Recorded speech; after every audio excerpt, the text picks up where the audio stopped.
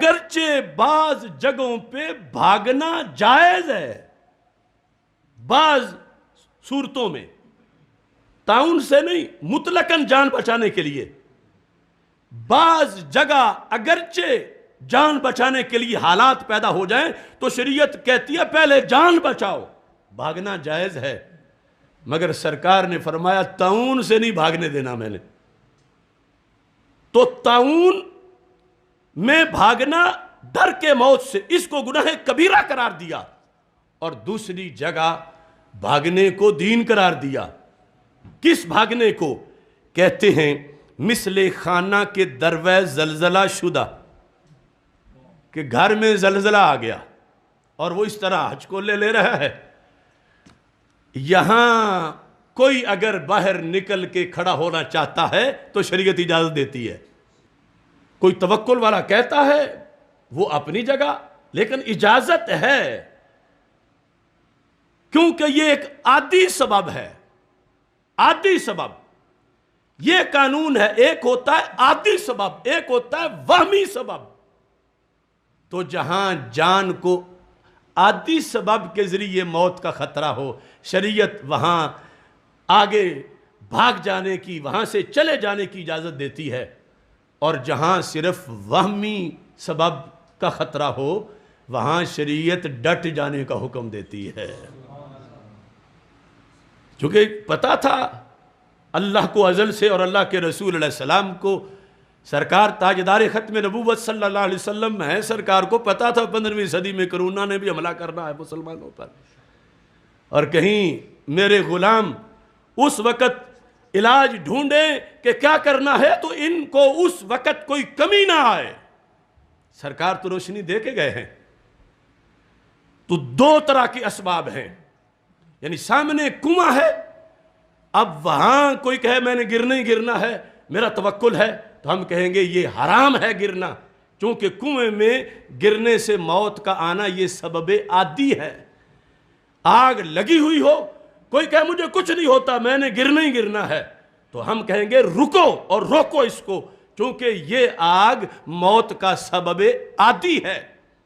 شیر کھڑا ہو اور یہ اس کے سامنے اس کے منہ میں ہاتھ دینا چاہتا ہے، ہم روکیں گے کہ یہ موت کا سبب عادی ہے۔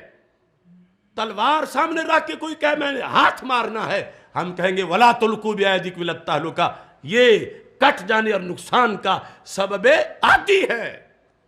مگر خدا کی قسم ہزارہ دلائل کی روشنی میں کہہ رہا ہوں، یہ جس موضوع میں ہم ہیں کرونا، یہ موت کا ہرگز سبب عادی نہیں ہے۔ اس سے بڑا حملہ جو تعاون کا تھا اسے بھی شریعت نے سبب عادی نہیں بنایا، یہ تو سبب وہمی میں بھی کمزور سے وہمی، یعنی ہر درجے کے وہمی سبب کا ہے۔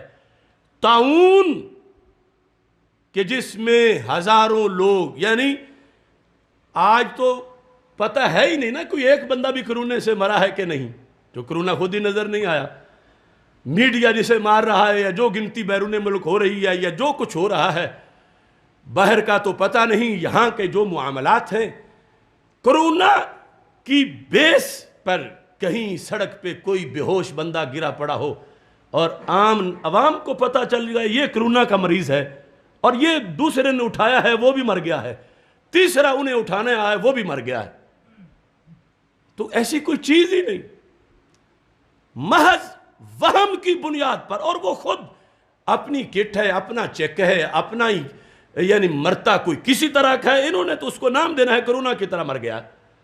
تو اگر واقعی طور پر بھی مرتے ہوتے تو تعاون کی حد تک جا کر بھی شریعت کہتی ہے یہ موت کا سبب وہمی ہے، عادی نہیں ہے۔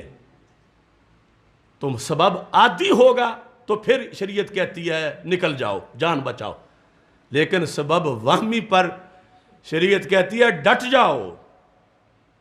اس کے آگے حکمتیں ہیں ڈٹ جاؤ کی کیا ہیں، اب دیکھو کہتے ہیں مثل خانہ کے دروازے زلزلہ شدہ یا آتش گرفتہ یا نشستن در زیر دیوارے کے خم شدہ، ایک دیوار بالکل اس طرح گرنے والی ہے اور اس کے نیچے کوئی بیٹھا اور اسے کہا جائے کہ اٹھ جاؤ دیوار گرنے والی ہے، بالکل یعنی آ چکی ہے، خم ہے، تو وہ کہتا نہیں نہیں جو ہونا ہے وہ ہونا ہے، میں نے نہیں اٹھنا.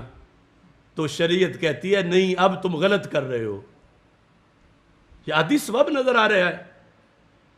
کہا زلزلے والے گھر سے نکلنا یا آتش گرفتہ، وہ گھر کمرہ جس کو آگ لگی ہوئی ہے اس سے نکلنا، یہ نزد غلبہ ون باہلاک آمداست. اس میں بھی ساتھ قید لگائی کہ دیوار اس طرح جھکی ہے کہ غالب گمان ہے کہ گرے گی تو یہ بندہ بچے گا نہیں. ہو سکتا ہے دیوار ہوئی چھوٹی کہ چند اینٹیں اسے لگے گی کچھ نہیں ہوگا، وہاں کی بات نہیں. یہ تینوں صورتیں اور اس کے علاوہ جہاں بھی غالب گمان ہو کہ یہ اسباب عادی ہیں موت کے، اور وہاں کوئی کہے کہ میں توکل اختیار کرتا ہوں، شریعت کہتی ہے نہیں، تم اٹھو یہاں سے دور چلے جاؤ. اچھا، اما در باب طاعون، شیخ عبدالحق محدث دہلوی کہتے ہیں وہاں سبب عادی تھا، سرکار نے نکل جانے کی اجازت دی ہے. وَأَمَّا در باب طاعون جز صبر نعمدہ، فرمایا طاعون والے مسئلے میں سوائے صبر کے دوسری بات نہیں. کہ نبی اکرم صلی اللہ علیہ وسلم نے فرمایا صبر تم نے کرنا ہے، پاؤں گھر سے باہر بھی نہیں رکھنا موت سے بھاگنے کے لیے، یہ نہیں آئسولیشن کے لیے. یعنی اگر شہر کے ایک کونے میں آیا اور دوسرے کونے سے کوئی بھاگا، وہ بھی گناہ کبیرہ کا مرتکب ہوگا اگر طاعون سے ڈر کے بھاگا ہے. سرکار فرماتے ہیں تیرے گھر بھی اگر کوئی مریض ہو گیا تو نے پھر بھی نہیں بھاگنا، میرے کہنے پر تو نے رہنا ہے. آگ لگے گھر میں بھاگ جا، زلزلہ آئے بھاگ جا، مگر گھر میں طاعون آئے تو ڈٹ جا. یہ تیری بزدلی ہوگی کہ تو بھاگ گیا، جیسے کافروں کو جنگ میں فوج کو دیکھ کے تو بھاگ جائے تو یہ گناہ کبیرہ ہوگا. اب ان لوگوں نے کتنے لوگوں کو بھگایا. مسجدیں بند کرنے کے پیچھے کیا ہے کہ کرونا لگ جائے گا، جمعہ بند کرونا لگ جائے گا، شب معراج شب برات کرونا لگ جائے گا، تراویح بند، اجتماعات بند، کرونا لگ جائے گا. تو ہمارے آقا صلی اللہ علیہ وسلم نے فرمایا کہ یہ کہنا بھی گناہ کبیرہ ہے، چونکہ یہ جس نے مشورہ دیا. اعلی حضرت نے ان لوگوں کے خلاف بھی لکھا کہ اگر کوئی مفتی، کوئی عالم، کوئی ڈاکٹر لوگوں کو طاعون کے مرض سے ڈرا کے بھگاتا ہے، فرمایا اتنا ہی مجرم ہے جتنا بھاگنے والا مجرم ہے. کیونکہ سرکار دو عالم صلی اللہ علیہ وسلم کو علم غیب تھا کہ باطل بذریعہ بیماری بھی میری امت پہ حملہ کرے گا، کہ جو امت تلوار و تیر سے جھکتی نہیں اس کو بیماری سے ڈرا کے جھکا لو.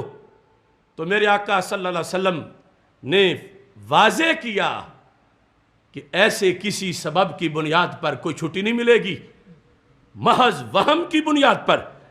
تو اس بنیاد پر حضرت شیخ کہتے ہیں واقعہ سے این برآں مواد فاسد است، کہ طاعون کو جلے ہوئے مکان پر قیاس کرنا غلط ہے، طاعون کو کنویں اور گڑھے پر جہاں غلبہ گمان ہے موت کا اس پر قیاس کرنا غلط ہے، طاعون کو اس دیوار پر قیاس کرنا کہ جو گرنے والی ہے اور غالب گمان ہے کہ نیچے والے کی موت آ جائے گی، طاعون کو اس پر قیاس کرنا غلط ہے.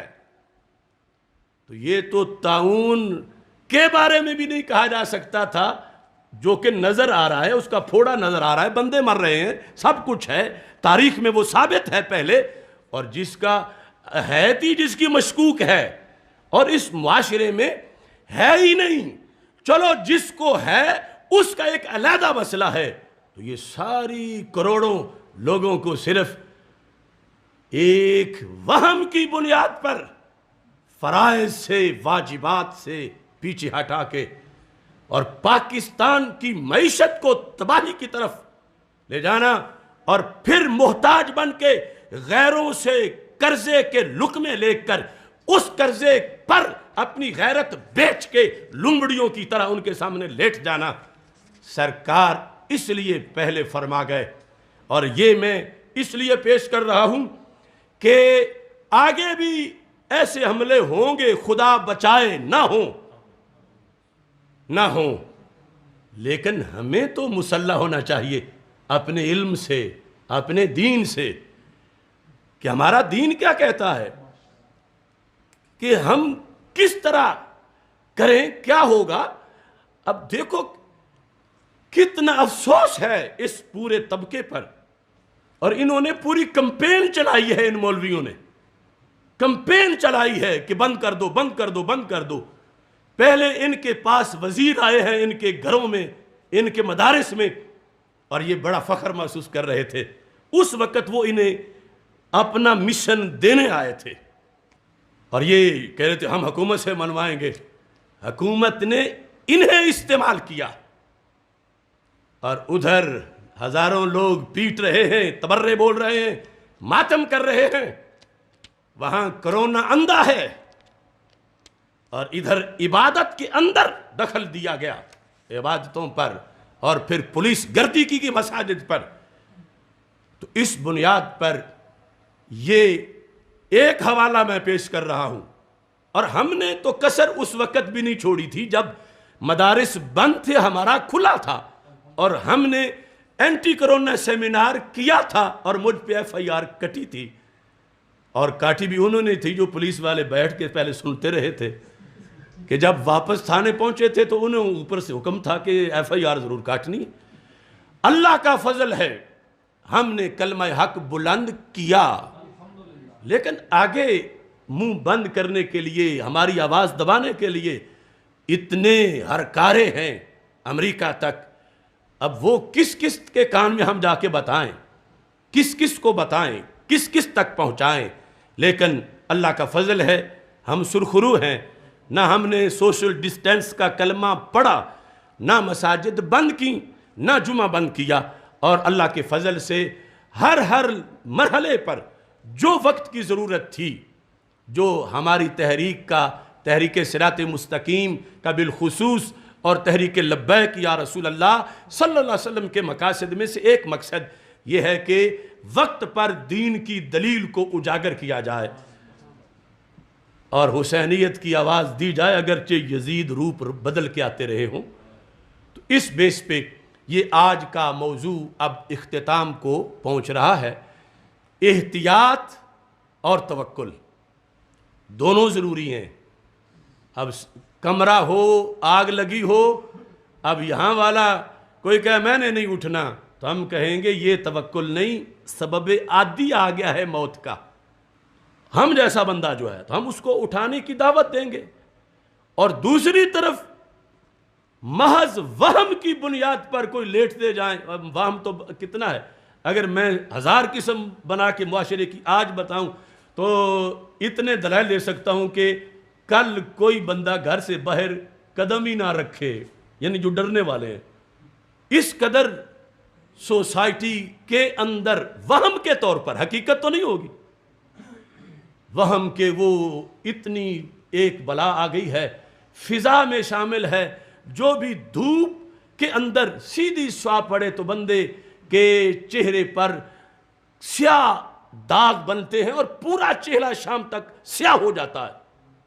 تو کتنے لوگ ہیں جو چہرے جات چھپا لیں گے، جو گھر سے نہیں نکلیں گے، پھر یہ ہوگا کہ وہ فلانے چوک میں تو اتنے ہو گئے ہیں، اور اگر میڈیا ساتھ خبر بھی چلا دے تو کون باہر نکلے گا؟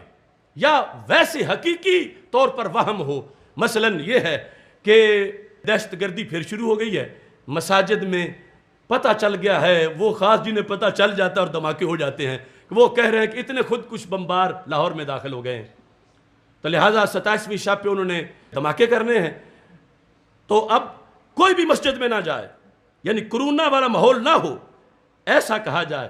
اب وہم تو پھر بھی ہے، تو ہم نے تو وہ سارا زمانہ دھماکوں والا، دھماکوں کے اندر سے گزر کے گزارا ہے، یعنی وہم موت کا تو اس وقت اس کرونا سے تو مضبوط وہم تھا، بلکہ عملاً ڈاکٹر سرفراز نعیمی ہوں یا کتنے لوگ شہید ہوئے. تو اب صرف وہم کی بنیاد پر اگر قوم کو لٹایا جائے کہ وہم آ گیا ہے کہ یہ جو بجلی ہے یہ ہلکی ہو گئی ہے، اب اس نے یہ کرنا ہے کہ جہاں بجلی کو لگے ہوئے 10 سال ہو گئے ہیں وہاں اس نے پھٹ جانا ہے، لہٰذا لوگوں کم از کم مسجدوں میں نہ جاؤ جو مسجد 10 سال پہلے کی بنی ہوئی ہے. اب وہم تو ہے شارٹ سرکٹ کا، وہم تو ہے کہ کہیں بجلی کی وجہ سے آگ لگ جائے، کتنی جگہ لگی ہوئی ہے. یہ کرونا کے وہم سے تو بڑا وہم ہے.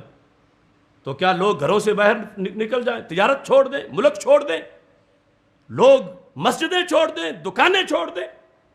یعنی کیسی عقل ماری گئی ہے ان لوگوں کی.